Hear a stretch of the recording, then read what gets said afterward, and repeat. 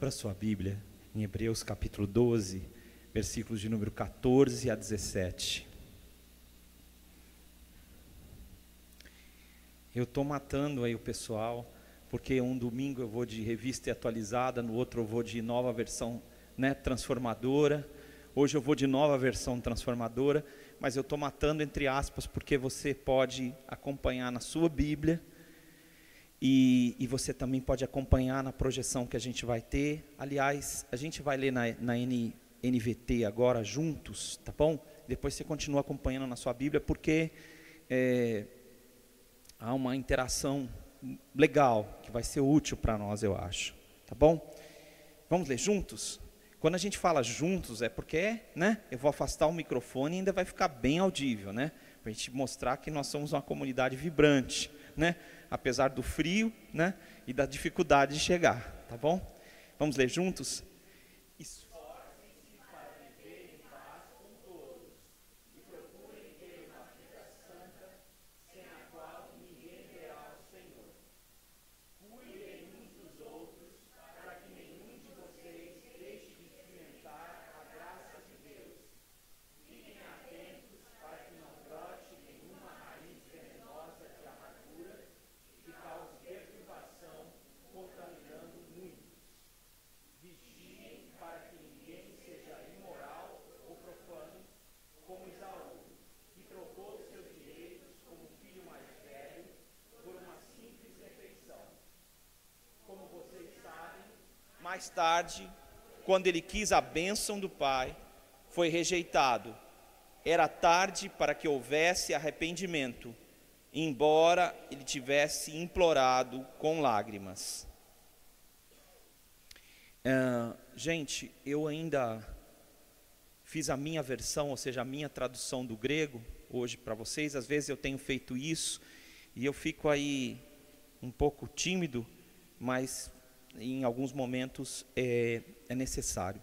Hoje eu não consegui fazer isso, mas para o bem de vocês vão agradecer que eu não consegui fazer isso. Mas eu tinha planejado trazer um boldo para vocês, até liguei para alguém para resolver isso, de verdade, e hoje você só vai poder usar a imaginação. Imagine que eu desse um pedacinho, não uma folha inteira, mas para você uma coisa bem pouquinha, e eu pedisse para você dar uma mordida. Alguém já disse que não gosta, mas eu não ia pedir a sua opinião, eu ia pedir para você dar uma mordida.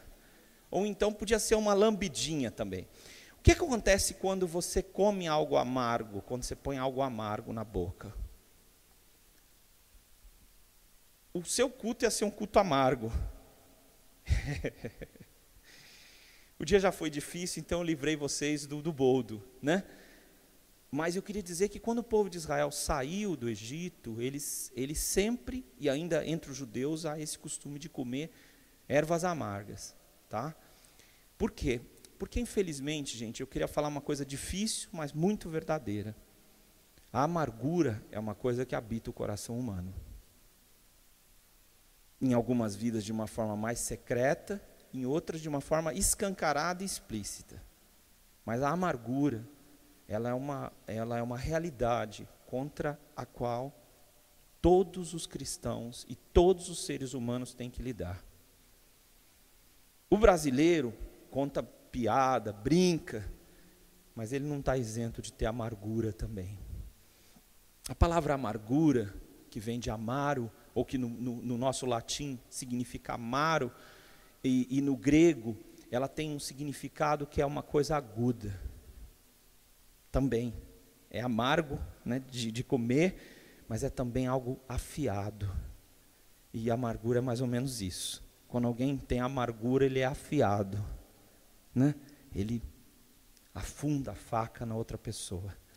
E quando uma pessoa vive amargurada, ela vive um sofrimento permanente, o quê? Penetrando pela amargura. E o texto, ele diz o seguinte, versículo de número 15. Pastoreiem uns aos outros, tá? Eu queria explicar para vocês por que eu usei essa tradução de pastoreiem em vez de cuidem. Porque a palavra pastoreiem, a palavra que está sendo usada para para traduzir cuidem, ela vem da palavra episcopos, tá? Aqui é um verbo, episcopel, que significa, daí surgiu a palavra do episcopos, que era o bispo, e que significa no grego supervisor, aquele que olha por todos, que é sinônimo na Bíblia de presbítero e de pastor.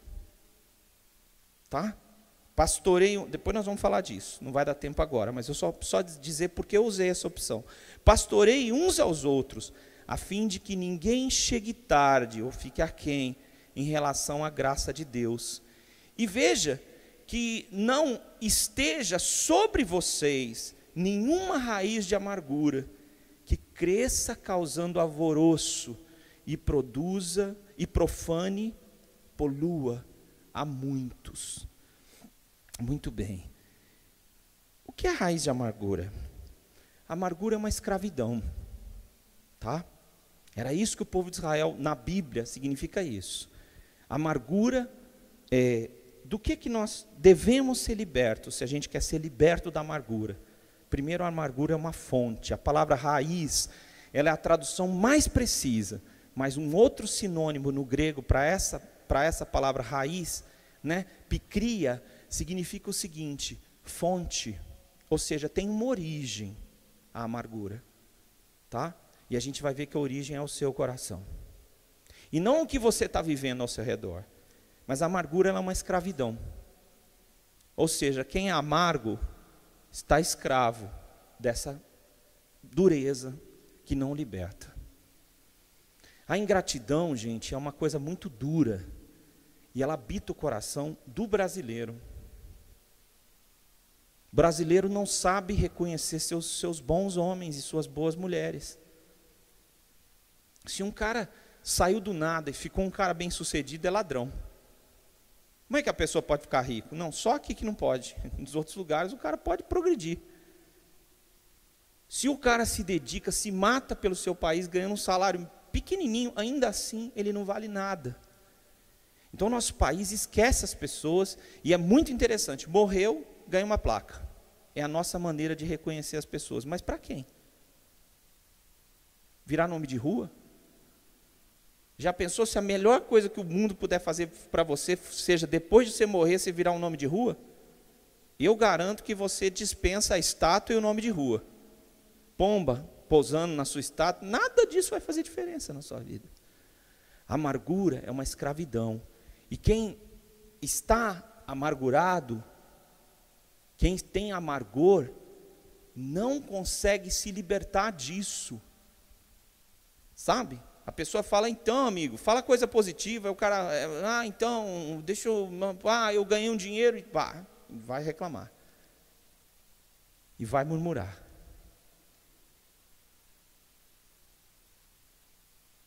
A Bíblia usa uma coisa usa um termo que é usar palavras amargas. A Bíblia usa no Velho Testamento homens de espírito amargo, que fala da maldade também. Então, quando a pessoa está amarga, não tem limite para o quanto ela é afiada para os outros e para si, porque ela também se fere. Tá? A amargura, ela se abriga no fundo do coração. Tá? Ela não se abriga em outro lugar. Então a gente pensa assim, não, eu estou amargo porque os caras me fizeram isso, fizeram aquilo, deu errado, acabou o combustível do meu carro, eu tive que empurrar, eu peguei o busão, aí o ônibus também quebrou, então a gente sempre relaciona a amargura que a gente tem pela história da infância que a gente passou, pelos problemas recentes, pelas dores que a gente tem. A gente nunca entende que o nosso coração abrigou a amargura e que ele se tornou uma fonte de amargura. E é muito triste quando a gente tem um coração amargurado, porque é como, lembra do boldo que você não comeu hoje? Eu lembro de um acampamento de adolescentes que eles me pediram para fazer uma Páscoa. E aí os caras achavam que ia ser, um maior show. Então tinha pão sem fermento e ervas amargas. Tinha uns meninos querendo cuspir, mas já não dava jeito, né? Mastigaram uma folha, naquela época não era tão light, né? E fica aquele gosto terrível. Quando seu coração está amargurado. está amargo. Você tenta se livrar de como você olha a vida e da sua falta de esperança. E da falta de esperança em relação a Deus, às pessoas, à igreja, à não igreja. Mas seu coração está doente. Seu coração está cheio de dor. E seu coração não consegue enxergar nada mais, nem se livrar disso. E isso não é uma mensagem para cristãos e não cristãos. É uma mensagem para pessoas. E uma mensagem que tem esperança na pessoa de Jesus. Mas a amargura, ela se abriga no fundo do seu coração. E ela tem como ativadores a decepção, a traição e a falência. Um dia tinha um amigo de muitos anos e ele tinha uma indústria, uma pequena indústria de sapatos. E eu fui conversar com ele por telefone, de quando em quando eu ligava para ele, para saber dele. Falei, e aí, como é que está a indústria? Ele falou, rapaz, fechei as portas. E eu fiquei assim, meio do outro lado do telefone, assim, meio, o que eu vou falar, né? E agora? Fiz aquele silêncio, ele falou, e foi a melhor coisa que aconteceu comigo nos últimos anos. E ele continuou contando a história. Cheguei eu, os valentes que estavam comigo lá, ainda tentando resistir, as dívidas, baixamos a porta. Foi o último dia essa semana. E aí, quando eu saí de lá, decepcionado, alguém me chamou para trabalhar, e no primeiro dia de trabalho que eu fiz, eu ganhei mais do que nos últimos anos eu vinha ganhando ou devendo com a indústria. Mas como é difícil falir, como é difícil a gente reconhecer que a gente está em falência, em que a nossa vida emocional está doente, que a gente precisa de ajuda. E quando isso acontece, a gente fica amargo. Há vários tipos de amargo, né? Vocês sabem disso, né? E geralmente, inclusive, a doçura pode ser amarga, viu?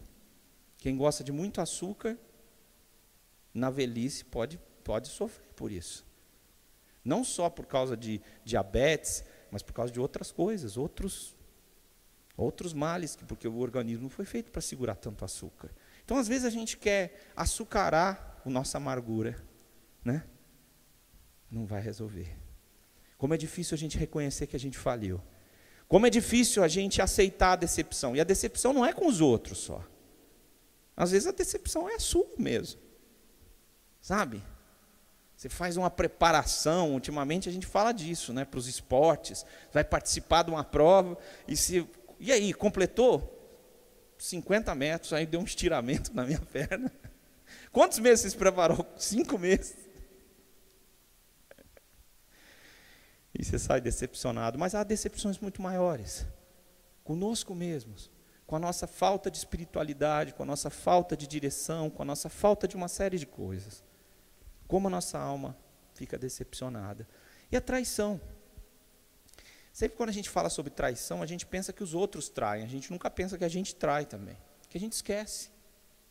A gente deixa para trás pessoas e histórias. Em algum momento as pessoas também fazem isso com a gente. E dói muito. E a gente esquece que a gente também faz isso com Deus. A gente vai num culto animado, espiritual, melhor do que animado, espiritual, e você ouve o pregador e você se sente motivado. Como eu me senti abençoado cantando essa canção. Espírito Santo, vem encher. Nossa, eu estava falando do meu coração isso, eu creio que você também. A gente promete isso para Deus e na hora da segunda-feira, o Espírito Santo fala, aí, eu queria fazer uma obra na sua vida. E você fala, Senhor, eu estou ocupado. Era só uma canção. A gente não fala, a gente nem precisa falar, a gente deixa para trás. Como a nossa vida se perde. E como é fácil encontrar pessoas amargas, porque a amargura, ela tem uma característica muito terrível. Muito terrível. Veja novamente o versículo 15, a minha versão aqui. Vejam que não esteja sobre vocês nenhuma raiz de amargura que cresça causando alvoroço e profane, ou seja, e polua a muitos. A palavra profanar, ela entra em contraste com o verso 14, que fala sobre santidade e profanação. Ou seja, Persigam a paz para com todos e a santidade, sem a qual ninguém verá o Senhor. Então, a amargura, ela polui tudo. Tá? Para explicar isso, eu vou trazer essas imagens para vocês aí.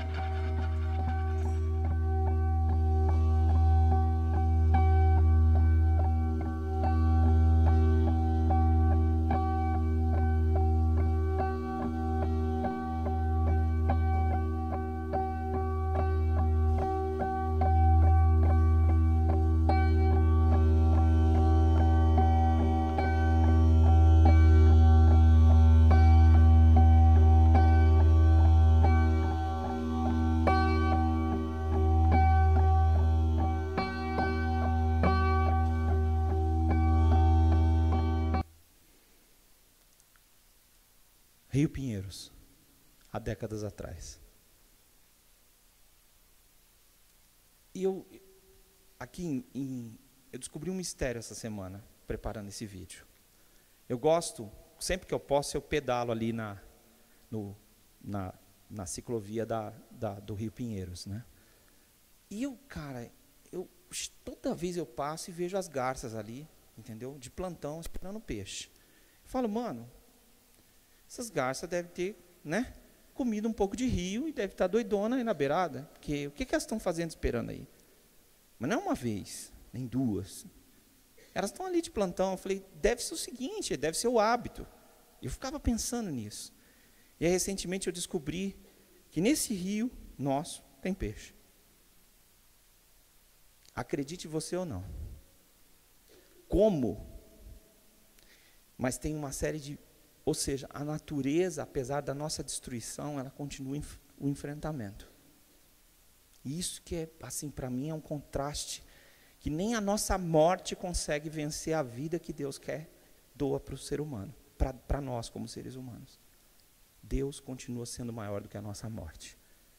Mas imagina esse rio que eu pus para você, e a palavra poluição, como exatamente o que uma pessoa amargurada faz. Ela não quer, mas ela é cocô boiano.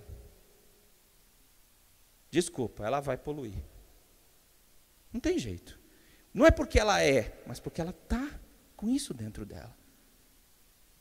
E aí o trabalho, no começo tudo é festa, no começo é tudo, vou mostrar meu melhor perfil, mas aí os dias vão passando e o pelas costas começa.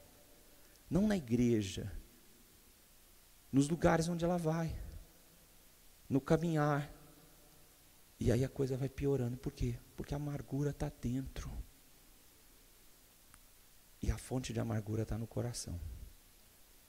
Então, olhem, diz o texto, que o supervisionar, olhem para que não esteja dentro de você essa raiz. Porque se ela tiver, ela vai contaminar a muitos.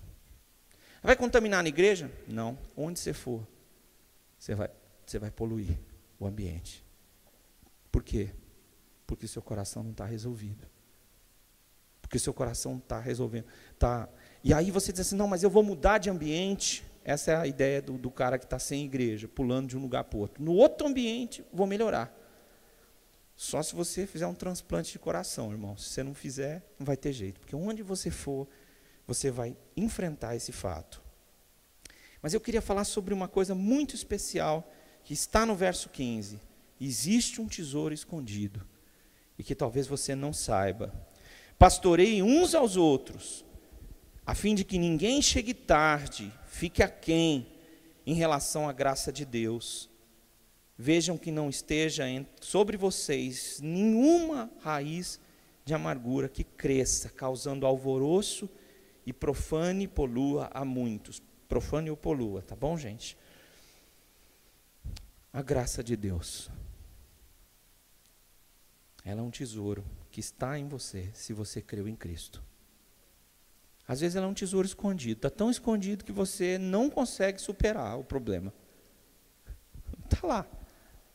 Mas você não é gracioso, mas você é amargo, amargurado. E você fala palavras ásperas e cortantes para as pessoas. E eu queria te dizer que existe um tesouro escondido. E a resposta que Deus tem para esse mundo é graça. Deus podia, né? Eu sempre brinco com isso. Se Deus fosse Zeus, o cara praguejava, falava: Deus, como é que o Senhor não me deu isso? Ele relâmpago no cara, matava, fulminava, um a menos. Só que não existiria mais a raça humana, né?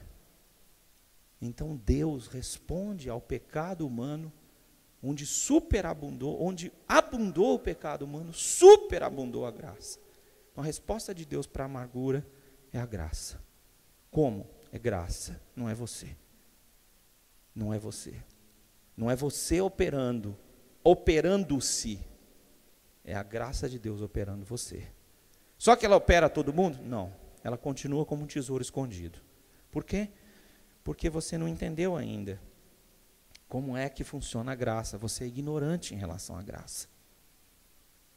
Hoje nós estamos numa religião, no Brasil, em que as pessoas não pregam sobre a graça, porque isso não faz uma engrenagem religiosa funcionar. Elas precisam de obreiros, elas precisam de atuação. E onde é que entra a graça? A graça é um favor que um rei faz para você e que você não tem como pagar, porque tudo que você tem veio do rei. Então você não pode devolver, porque qualquer coisa que você devolver, você ofende ao rei. E se o rei se ofender, ele tira tudo de você, porque ele é dono de tudo. A graça de Deus é um favor que ele faz a você e que você não merece. E esse favor penetra sobre a amargura do seu coração. Como? Como é que Deus vai fazer? Nós já vamos ver isso. Mas você não pode ignorar a graça de Deus e não pode limitar a graça de Deus. Tem um pastor muito especial, eu sempre ouvi falar muito bem dele. Nunca o conheci pessoalmente, mas ouvi as palavras dele, Antônio Elias, né? Um pastor presbiteriano lá da igreja Betânia, lá no Rio, né? E quando ele estava já com 90 e tantos anos, ele dizia: mas pastor, assim o senhor vai chegar a 100 anos? E ele dizia: não limita a graça de Deus, meu irmão. Não limita a graça de Deus. Você pode ser uma pessoa dura na queda, ruim de relacionar-se. Às vezes você já tentou, nos últimos anos ou meses, 5 namoros. E os 5 não deram certo. E os 5 têm um perfil parecido. E você fala: nossa, só raio que cai aqui. Mas alguém está parando esse raio, né? Alguém está traindo o raio. E aí eu queria te perguntar uma coisa: e aí? Como é que funciona isso? Você está resolvida? Ou você está ainda emaranhado nas confusões do seu coração? Deus precisa curar você. Ou você vai contar uma história triste para o resto da sua vida. Eu não quero ser essa pessoa. Não sei se você quer ser, eu não quero. Contando a mesma história triste o resto da vida. Eu tinha alguém próximo no meu parentesco, toda vez que eu encontrava, ela contava uma história triste da vida, que falava de outra pessoa que era um parente. Era muito triste isso, cara. Não precisou nem chegar na 1000ª vez para eu achar que eu não queria ouvir nunca mais essas histórias. Queria te dizer nessa noite que Deus não preparou uma história triste para você contar o resto da vida. Eu tomei um tombo, bateram em mim, chutaram pelas costas. Não. Irmão, desculpa, deixa a graça de Deus trabalhar. Vamos fazer isso, irmãos? Vamos deixar a graça trabalhar, irmãos. Vamos deixar a graça trabalhar, e a graça vai trabalhar de forma eficiente, porque a graça é eficiente. Então, irmão, tem que deixar a graça. Daqui a pouco nós vamos falar mais. Você falar assim: ficou meio genérico. Não vai ficar não, porque o texto é muito incisivo. Deixa a graça penetrar. Saia sabendo o seguinte: eu estou azedo. Ou talvez você diga mais na sua oração nessa noite: eu sou azedo, azeda. E eu preciso, Senhor, que o Senhor me cure. Então eu vou ter que, Senhor, que o Senhor trabalhar isso todo dia, Senhor. Essa semana que passou, eu tinha tido um propósito de passar mais um tempo de oração, tinha reservado alguns horários para orar. E eu não fiquei bem de saúde essa semana, em alguns dos dias, não fiquei bem, principalmente no dia que eu tinha separado para orar, eu não fiquei bem. E aí eu esperei um outro dia, um dia depois, falei, não, agora eu vou. Acordei bem, de madrugadinha, falei, agora é tois, né? Vamos orar, Senhor. Vamos eu, Senhor. Mas eu não estava bem ainda. E eu senti o Espírito Santo falando comigo, só esse dia não vai resolver, não. Nós vamos precisar conversar muito mais. Mas pode começar, do jeito que você está. Que eu quero ouvir o que você tem para dizer. Tudo o que você tem para dizer. E tudo o que você precisa dizer. Esse é um jeito do seu coração ser mergulhado em graça. Você buscar em oração, falar para Deus tudo o que você vem pensando, tudo que você vem sentindo. Inclusive aquela podridão que está em você. Porque eu e você somos podres sem Deus. E muitas vezes nós estamos afastados, então isso tudo precisa vir à tona da graça de Deus, para a graça de Deus trabalhar nas suas mazelas, não naquela roupa de domingo. Está todo mundo bonitão hoje, né? Está frio, aí você pôs aquele casacão bonito que você comprou, né? Alguns anos atrás, em 24 prestações, aí você vem para a igreja bonito, está todo mundo bonito, brincando com vocês, todo mundo rico aqui, né? Mas aí você vem bonito para a igreja, tal, está todo mundo bonito. E a gente não quer mostrar as nossas mazelas, não é verdade? Aquelas coisas horríveis, as caranguejeiras que estão dentro de nós, mas estão aí. E você pode vir para a igreja e sorrir, pôr uma roupa bonita, e ninguém vai saber quem você é. Você que pensa. É uma questão de tempo. E os problemas vão retornar. Por quê? Porque essa igreja é nova, e as coisas vão aparecer, e você precisa que Deus trabalhe as suas mazelas. Não pode esconder.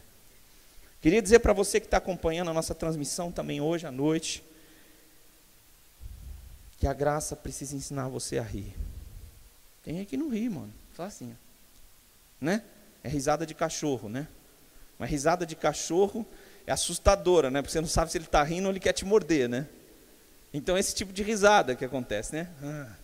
Dependendo do, né? Você já sabe, não é sorriso, vai morder. Então, quando o cara está amargurado, velho, e ele sorri, você não tem certeza se ele vai te morder. Você tem a impressão de que vai acontecer mais uma vez, porque sempre acontece isso. Então, aquele riso amarelo rápido, se demorar muito, você fala, vai morder. O que eu quero te dizer nessa noite é que o Senhor quer te ensinar a rir, porque graça significa isso, fazer graça. Que bom que vocês estão rindo, né? Pode rir à vontade, irmão. Fazer graça é isso, é você rir. Vai chegar um momento, meu irmão, sabe? Quando você tem intimidade com a pessoa que você ama, que ela está ali naquela cena linda, tal, e rasgou a meia, né? Acontece muito com as mulheres, né? Naquela cena que tal, rasgou a meia, e vocês vão aprender a rir juntos. Mas como rir numa situação tão difícil? É o que a graça faz. Tem muitas cenas que você passa na vida, né? Eu lembro de uma viagem que a gente estava fazendo fora do Brasil, e a gente foi estendendo o horário e chegamos num lugar que não tinha mais onde comer, cara. Não tinha mais nada aberto, né? E aí a gente achou um lugar que tinha uns lanches prontos, congelados, né? E a gente chegou no carro e fomos cantar longe de casa há mais de uma semana. Mas isso tem que sair do seu coração, tem que ser uma coisa que o Senhor faça, para retirar a amargura do seu coração. Sabe, tem gente que está colocando a amargura na placa da igreja, mas a amargura talvez esteja em você, cara. Se seus olhos forem bons, tudo será bom.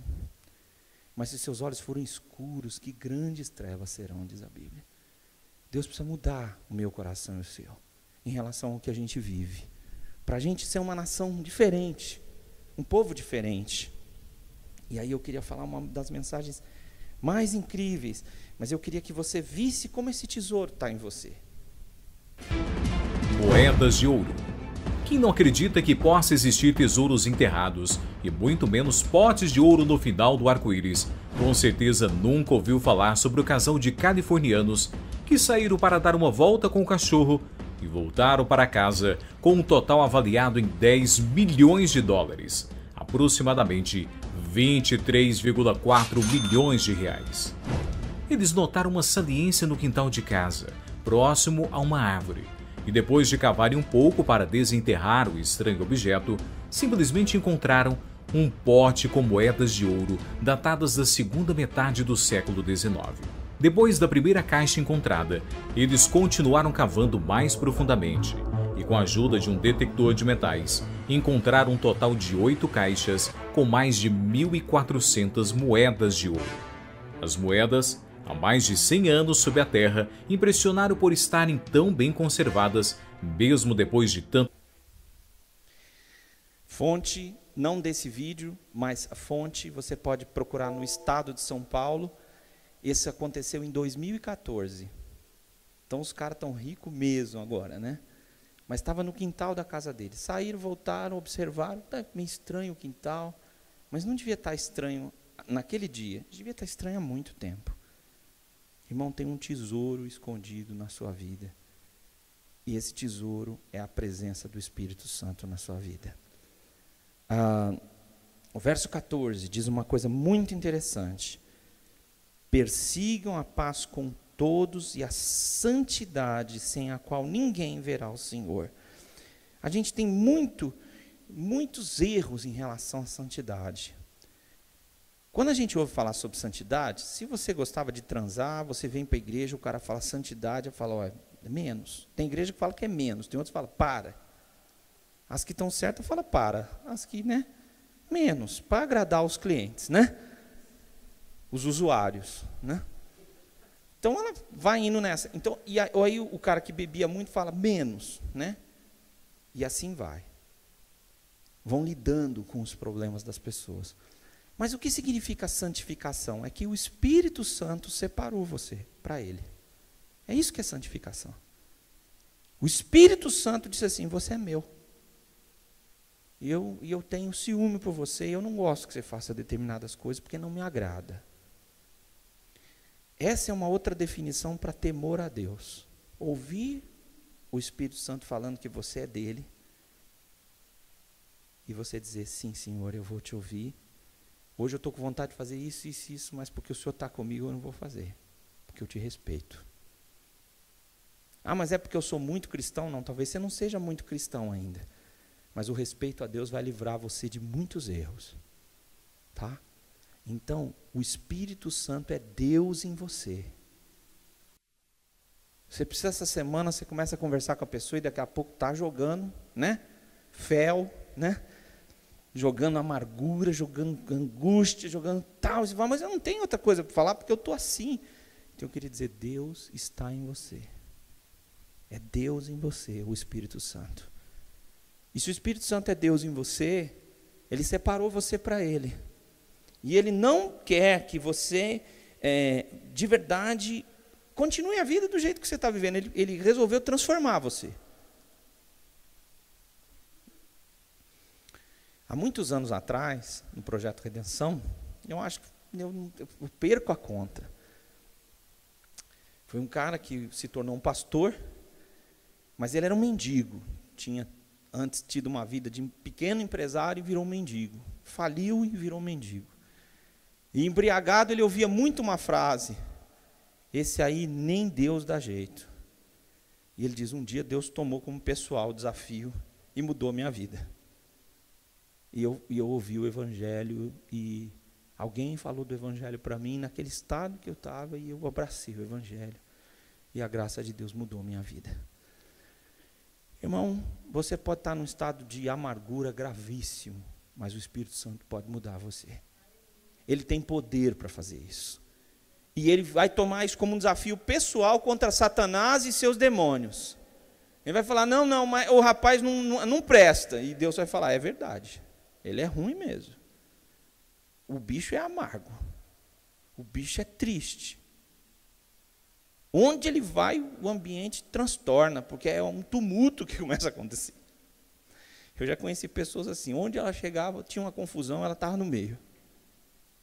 Tudo bem que é uma irmã da igreja que estava endemoniada, então não tem jeito de ser diferente. Não tô xingando a irmã, não, é fato. Tá bom? Se alguém tomou como brincadeira, era sério. Estava ali como um agente infiltrado. Então, tinha um problema, ela estava no meio. Raiz de amargura é assim, tem problema, está no meio. Não adianta. Fala, mas se você está olhando nessa noite, falando, pô, eu tenho esse problema. Então, meu irmão, nós estamos entendendo que a cruz de Cristo, no dia que ela veio, que você aceitou o sacrifício de Cristo, o Espírito Santo veio para ser Deus em você e para fazer uma intervenção cirúrgica na sua vida, que nenhuma terapia do mundo vai conseguir resolver. Porque tem coisa que é amarga mesmo. Você olha, você vê a sua vida, você vê o que está acontecendo e foi horrível mesmo. E aí, o que vai, depois de você fazer a terapia, você ouve a história toda, vê isso, vê aquilo, sofreu, passou abuso, apanhou, então, e aí? E o resultado? Sorria. Sorria nada, né? Né? Você não vai fazer isso. Então Deus em você vai poder fazer. Por quê? Porque Deus é pacífico. Ele vai trazer uma paz no seu coração para enfrentar situações que ninguém pode trazer. Persigam a paz. Foi essa tradução que eu fiz para o texto, porque é isso mesmo, é perseverança. Versículo 14, persigam a paz com todos. O que vai acontecer? Você vai ser um pacificador. Ao invés de ser um atormentador, um tumultuador, um poluidor, você vai ser um pacificador. Você fala, como assim? E como que você é um pacificador? O seu testemunho. Você está tomando um couro da vida em paz. E na confiança de que Deus está com você. Sabe? Há uma canção muito antiga que diz que há um doce Espírito aqui. E eu sei que é o Espírito de Deus. Uma canção muito antiga. Deus é doce. Deus é doce. Quando Jesus estava vivendo os seus piores momentos, ele diz, Pai, perdoa-lhes, porque eles não sabem o que estão fazendo. Não adianta ferir Jesus para tentar achar amargo nele. Nunca vão encontrar, porque ele é doce. Doce. Nunca vão poder ferir o lado de Jesus e encontrar mal nele, porque ele é vida. E dele flui vida, emana vida. Ele é luz. Nunca vão poder bater, esbofetear Jesus e encontrar escuridão nele, porque ele é luz. Esse é o Espírito que está em você, o Espírito de Cristo. E o Espírito de Cristo vai produzir um fruto em você, que vai lutar contra as coisas das trevas que estão em você. Eu sou parecido com lá em casa. Tem gente que gosta de contar as histórias familiares assim. Eu sou igualzinho lá em casa. Né? Eu sou do jeitinho lá de casa. É mesmo, cara? Será que isso é bom ou não? Filho de amarguinha, né? Amargosa é? Ou como que funciona? Que caminho você vai escolher para a sua vida? Você vai ser uma pessoa desencantada para o resto dos seus dias? Ou você vai gerar esperança no seu coração? Vai deixar o Espírito Santo gerar esperança no seu coração? Você vai jogar no mesmo time? Ou você vai ser do time de Deus? Eu sou de Deus. A minha família é a família de Deus.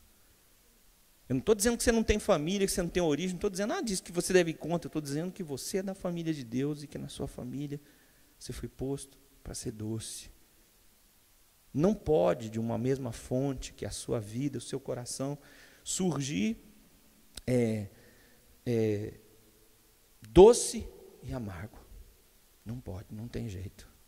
Se você percebe que é doce e amargo, pode ter certeza. Quando mistura doce e amargo, irmão, vira uma coisa só, amargo. Ele prevalece, entendeu? Por isso que quando você faz uma limonada com muito, né? Eu lembro que um dia eu fui fazer uma visita, né? Orar com uma família e tomei uma limonada, né? Uma casa muito fina, prata e tal. E a dona me serviu a limonada. Todos os outros estavam de costas para a dona e eu estava de frente. E aí eu tomei a limonada, já saiu uma lágrima na hora. Eu fiquei emocionado na hora, né? Aquele sorriso canino aconteceu na hora, né? E aí a dona, toda fina, foi saber com quem fez a limonada. Então era uma jarrinha pequena e ela tinha simplesmente espremido 6 limões dentro daquela jarrinha. Irmãos, aquilo deu uma, né? Quero te dizer o seguinte, não tem jeito. Se Deus não operar pelo Espírito Santo de Deus, não existe doçura em você que vá resolver o problema. Porque a amargura vence tudo. Você tem dúvida? Ponha 6 limões numa jarrinha e tome, meu irmão. Põe a água que você quiser, o limão, o açúcar que você quiser, que não vai resolver. É vexame. Na hora, ainda vai ser foguloso tomar. Aí pronto, irmão, está perdido. Não tente usar uma aparência cristã para resolver esse problema. Ah, irmão querido, minha irmã, ai, que bênção, pastor. Não vai resolver, irmão. Nada disso. Esse açucrinho aí não funciona. É o doce Espírito Santo de Deus. Deus em você pode resolver. Com uma franqueza, com honestidade, com transparência. Senhor, o negócio está feio comigo. Eu preciso que o Senhor trabalhe. Porque eu estou amargurado. Tá bom? Agora, eu queria ler a minha versão do verso de número 15, porque ela é a versão mais literal. Desculpa falar disso, mas pastoreiem uns aos outros a fim de que ninguém chegue tarde. O texto, literalmente, é chegar atrasado, ou fique aquém, ou não alcance a graça de Deus. Chegar atrasado pode ser um problema muito grave na sua vida. Algumas pessoas vivem se perguntando qual é a hora certa de mudar. O momento exato de criar algo novo ou para começar tudo de um outro jeito. Bom, essa é a hora. Nesse exato minuto, segundo e centésimo. Faça agora o que pode fazer agora. O tempo, às vezes, parece correr mais rápido que o tic-tac do relógio. Portanto, um pedido de noivado não precisa esperar mais 24 horas. Um obrigado não precisa esperar mais que alguns segundos. E o beijo de volta, muito menos. A ideia para amanhã, você pode antecipar para hoje. Não demora muito para mudar de opinião, ou o tempo pode ser muito cruel. A vida não perdoa os atrasos. Se você chega tarde, as oportunidades escapam, seguem seus caminhos sem deixar nenhuma lembrança. Viver correndo atrás do tempo é para os ponteiros. Queria comentar com você uma coisa muito importante que a Bíblia diz no verso 16. Vigiem para que não haja um homem imoral ou vil como Esaú, que trocou seu direito de irmão mais velho por um prato de comida. Pois, como vocês sabem, depois ele desejou herdar a bênção e foi rejeitado. Mais tarde, procurou lugar, oportunidade de arrependimento, embora tivesse implorado com lágrimas. O que esse texto diz, que chama muito a minha atenção, é o seguinte: a palavra usada para arrependimento, que ele procurou arrependimento, significa que ele procurou a Bíblia, metanoia, aquilo que a Bíblia chama de metanoia, o que o texto diz. Ele procurou isso. O texto, a palavra que está sendo usada, implorado, pela versão aqui, que eu fiz, e a NVT, implorado, é pela expressão com lágrimas. Mas essa palavra, que é exetesas, ela significa uma coisa muito interessante, honestamente. O que o texto diz é que chegou um momento que caiu a ficha de Esaú. Fiz. Ele falou, agora eu quero voltar atrás. E aí ele chorou com lágrimas, implorou ao pai para que o abençoasse. Mas o que aconteceu? não havia mais tempo.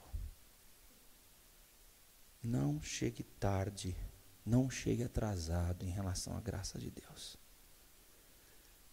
Deus está enviando oportunidades para você, todos os dias. E um dia você vai falar assim, não papai, mas veja bem. Ele vai falar, veja bem não.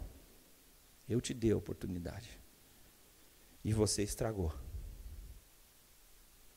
Queria falar mais uma coisa sobre esse verso, que é muito assustador. Muito interessante como a Bíblia diz coisas que às vezes você passa despercebido, pelo menos para mim. Sabe o que a Bíblia diz no verso 17? Ela diz o seguinte, 16. Vigiem para que não haja um imoral ou vil como Esaú, que trocou o seu direito de irmão mais velho por um prato de comida. O grego diz que foi um prato.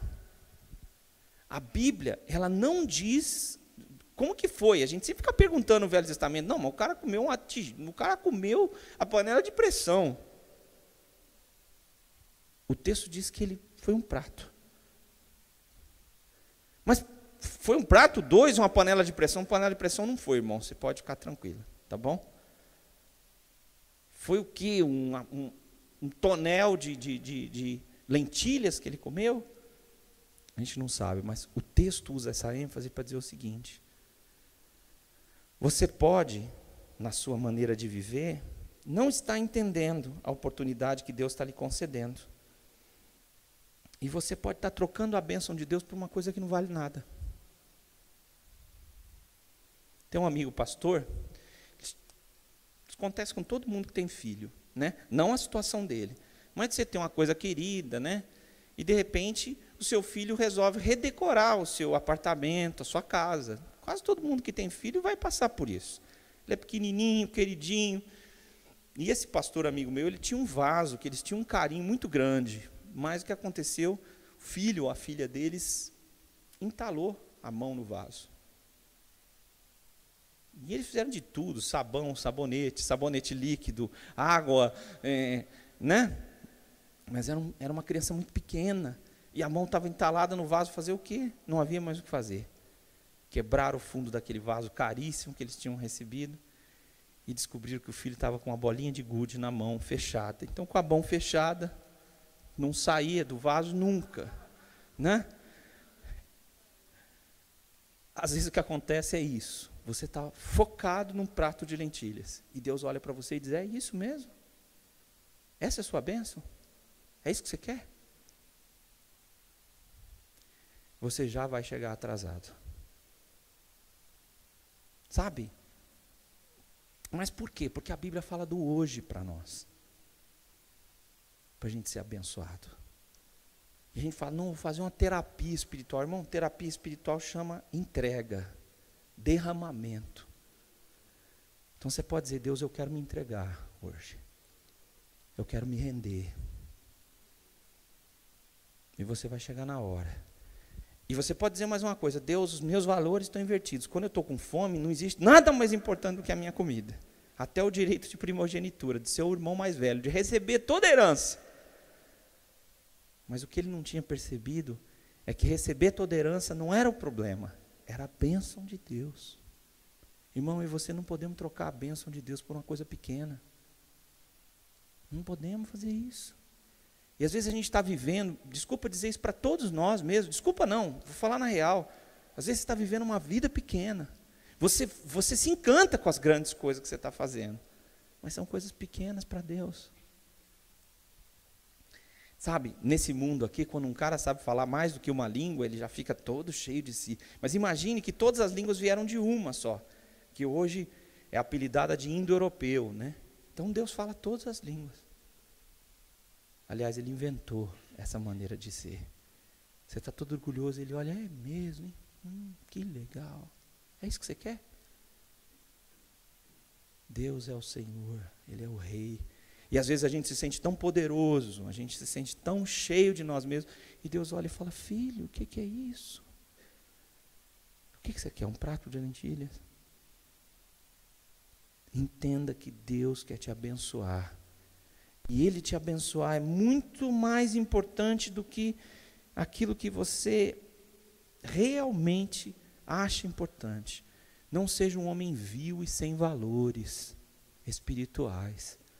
Não seja como Esaú, um homem vil. Vil o quê? Venal. Que pode chegar a ser mal. Não seja vil e não seja imoral ou sem valores. Não faça isso. Reconheça a bênção de Deus quando ela se apresenta para você. Fala, Deus me deu um privilégio, agora eu vou trocar isso por uma outra coisa que não vale nada. Davi disse o seguinte: eu prefiro estar um dia nos teus atos do que viver 1000 anos nesse mundo. Não troque a bênção de Deus por coisas que não valem nada. Reconheça a bênção de Deus na sua vida. E não seja uma pessoa vil. Não seja uma pessoa sem valores espirituais. Mas, acima de tudo, não despreze a oportunidade de Deus. Não despreze a oportunidade de Deus. Deus te deu uma oportunidade, irmão, e veio dele se dizer, é minha. Mas como é que eu vou saber quais são as oportunidades de Deus? O Espírito Santo que está em você vai dizer o que é uma oportunidade. E se for difícil para você, você faz assim mesmo. Porque oportunidade a gente abraça. Porque depois você pode querer entrar na porta e a porta não existir mais. Por quê? Porque isso vem de Deus. E Deus é que decide o tempo. Chorar não vai mudar. Deus, eu estou quebrantado. Ele fala, está quebrantado, mas passou. Para você já era. Irmão, é isso. Deus é Deus. Você não reconhece a bênção, Ele está dando a bênção para você, Ele está abençoando. Às vezes está abençoando você com a esposa, com o marido santo, uma pessoa abençoada, e você está, castigando o problema lá. Está criando dificuldade, tá? Tudo bem. Irmão, irmã, toma cuidado. Porque às vezes passa a oportunidade. E a oportunidade, não adianta chorar por ela.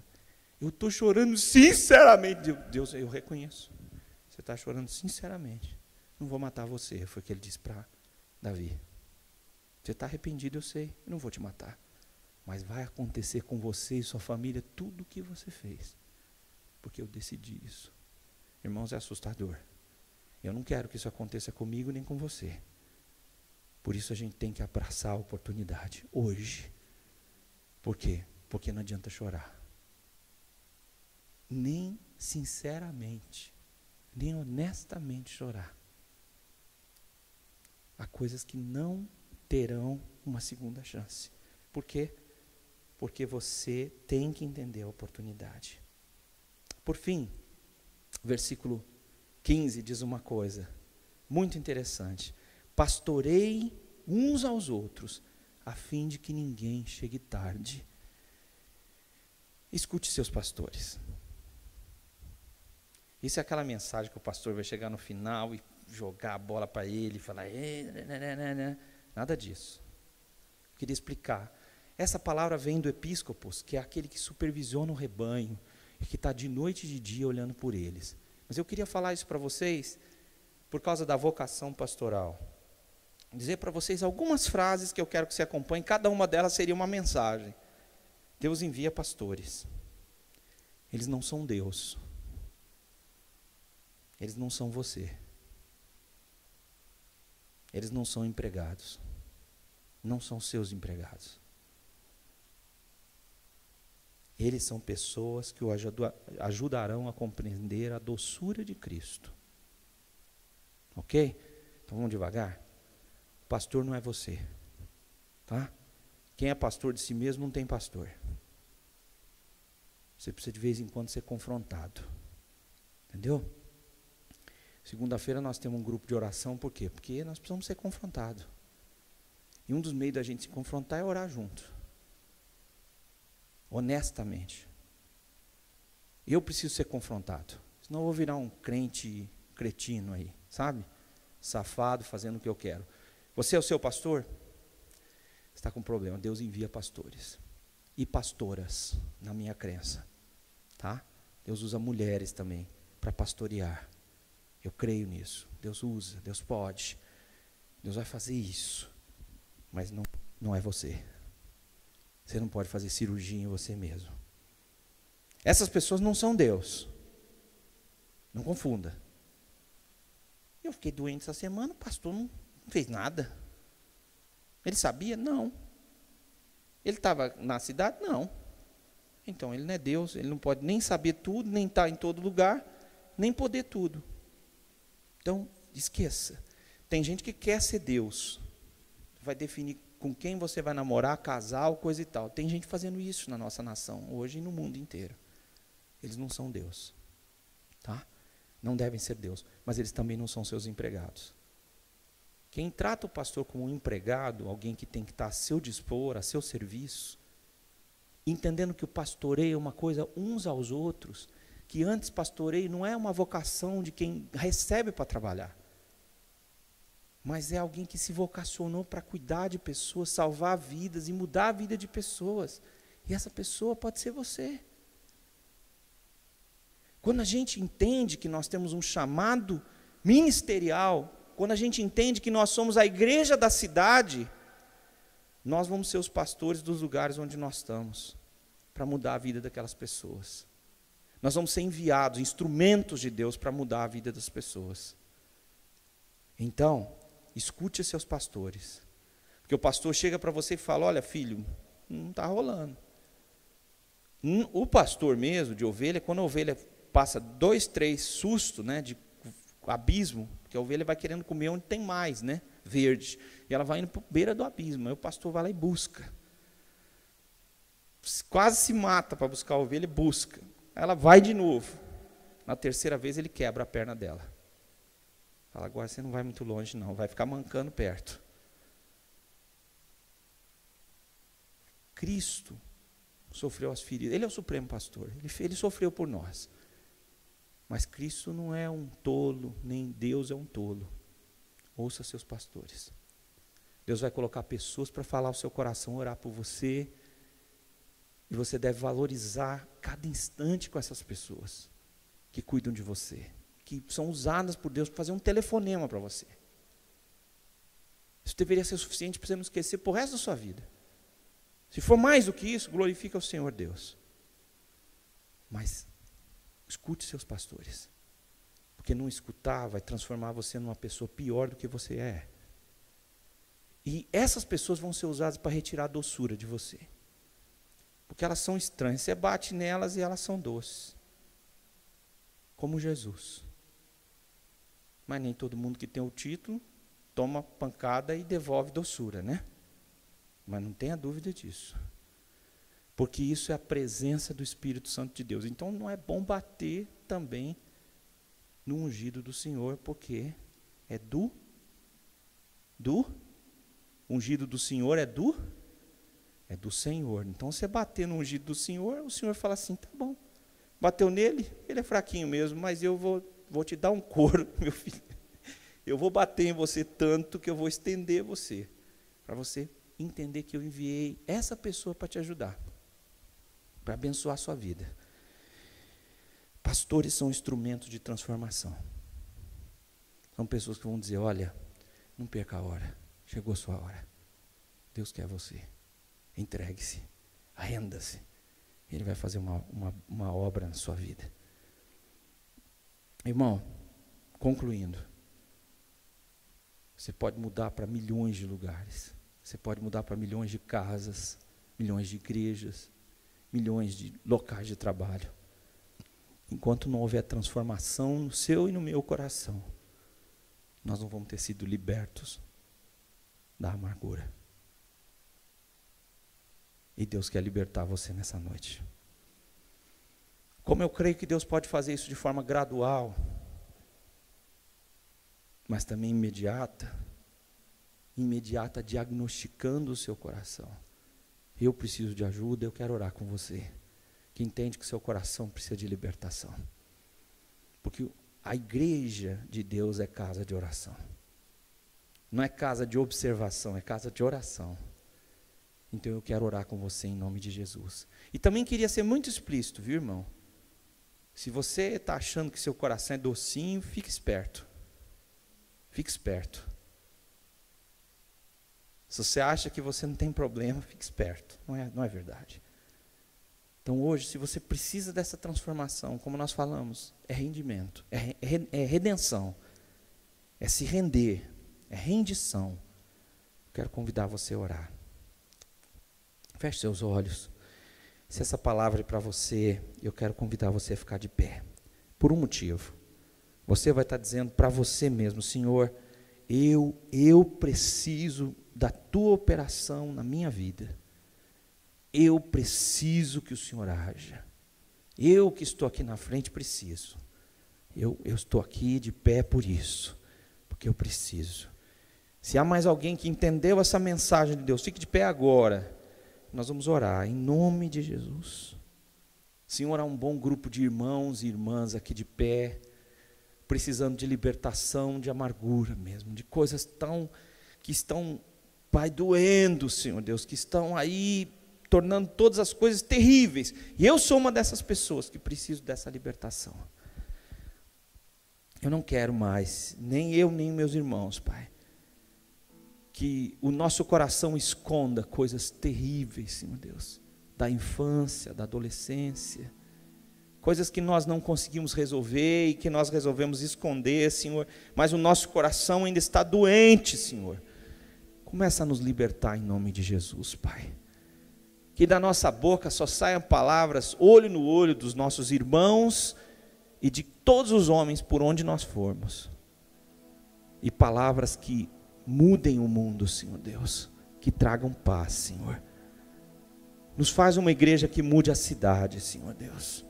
Nos abençoa, Senhor Deus. Nós precisamos de Ti, Senhor. E nós recebemos a Tua palavra nessa noite, Senhor. E nós não queremos chegar tarde, nós não queremos postergar a Tua graça. Nós queremos que o Teu Espírito reine sobre nós. Nós somos Teus, Pai. Nós nos entregamos, Senhor. Eis a nossa vida, Senhor. Em nome de Jesus. Por causa de Jesus. Amém. Vou pedir que todos vocês fiquem de pé. Em nome de Jesus.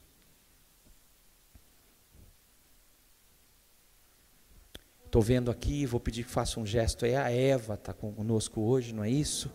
Eva. Que Deus console seu coração com a perda da sua filha. Que Deus te guie nesse momento tão difícil que foi na sua história. E hoje está aqui conosco. Que a graça de Deus trabalhe na sua vida. Quando nós formos impetrar a bênção do Senhor, que fala da graça de Deus hoje, meus irmãos, minhas irmãs, nós vamos estar dizendo que essa graça é bem-vinda na nossa vida. Vamos receber a bênção. E agora, meus irmãos, que a graça de Deus abra os olhos de vocês, o coração, a mente, para que vocês vejam como a graça está operando em vocês.